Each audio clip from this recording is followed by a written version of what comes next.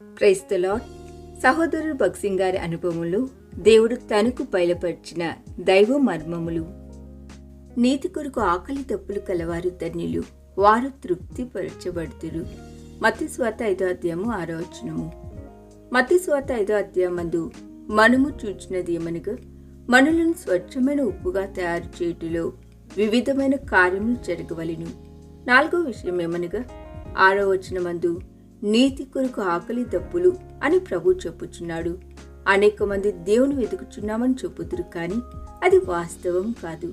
తమ కొరకు ఏదో వెతుకుచున్నారు. వారు కీర్తి పొందుటకు ఎన్నో గొప్ప శ్రమలు పడి త్యాగములు చేయుటకు సిద్ధపడుతురు. హెబ్రీయులకు రాసిన పత్రిక 5 12, 13, 14 బట్టి చూడగా, అనేక మంది విశ్వాసులు సంవత్సరముల కొలది ఆత్మీయముగా పసిబిడ్డలై ఉన్నారు. అట్టివారిని నీవు కూడా చూడగలవు.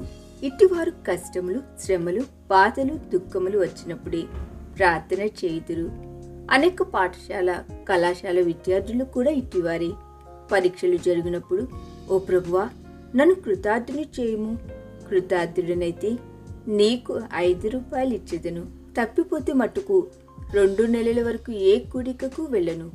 ఏదో అవసరము, ఆరోగ్యము లేక మరి వేరే దాని కొరకు ప్రార్థన చేయుదురు.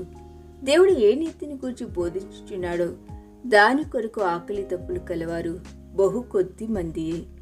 మన క్రైస్తవ జీవిత ప్రారంభంలో ఏవేవో కోరుదుము. సూచనలు, అద్భుతములు కావాలని కొందరు. ఏదో ఒక దివ్య కాంతి నా గదిలో కనబడిన ఎడల నేను చాలా ధన్యుడినగుదని నేను తలంచుచుంటిని.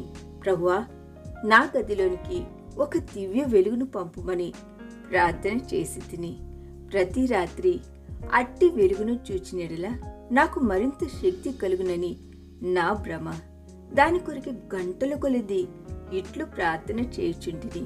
ఒక రాత్రి ఇట్లు ప్రార్థించుచుండగా మందకాంతితో ఒక వెలుగు నా గదిలో పడెను.